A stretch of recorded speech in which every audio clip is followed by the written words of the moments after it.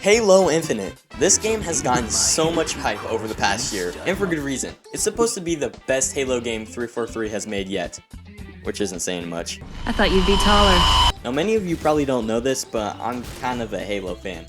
I mean, this is my second voiced upload. If you don't know, Halo Infinite is going to be the next game in the Halo franchise, releasing on December 8th later this year.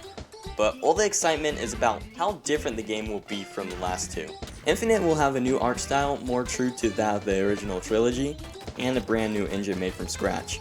And it'll be open world, so that'll be cool, I guess. But 343 is taking a different approach to how they're going to release the game.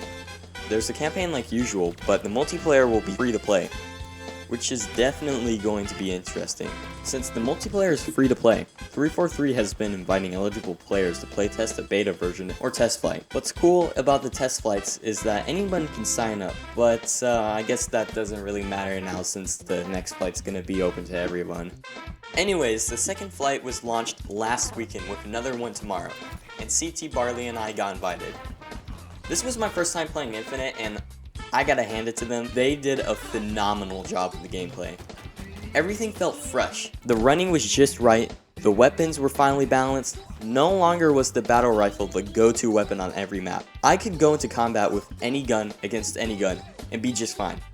I mean, for the most part. The equipment was really cool too. I found the grappling hook super satisfying to play with, and I tried to do so many trick shots with it, and failed miserably. Overall, I really enjoyed the gameplay. It felt just right. Oh, and Barley and I found a button combo, which might be a problem.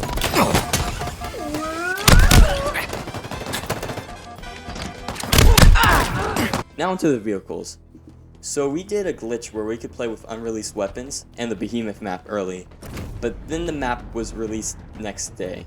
But let me tell you, never in any game has the driving felt so nice. It was super responsive, turning was good, and the drifting was on point. The same could be said with the Ghost and Mongoose, but the Ghost boosting was amazing. I could actually drift, I could go sideways, it was just so cool doing it. It was just so cool driving the Ghost too. Mongoose, just like the Warthog though. The only thing driving wise that could be fixed was the deceleration, which was a little bit slow. Now the Warthog turret on the other hand was a little painful to use. Like seriously, my hand legitimately hurt while aiming. It was just kind of slow and unresponsive.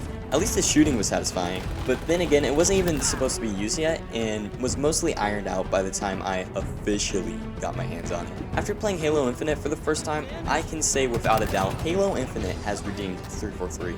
Everything about it was amazing, and I'm just glad I got to play it. And by the way, the art direction was really clean. I love all the models in the menus. The cinematics at the beginning of matches were awesome too. And I found a lot of Reach references, like Antidot being the loading icon, and June's name literally being dropped at the end of weapon drills. June himself would be impressed. I mean, I don't know, maybe he's in the campaign or something. I mean, we never watched him die. Okay, I know the campaign was already leaked, but I kind of want to play it for myself.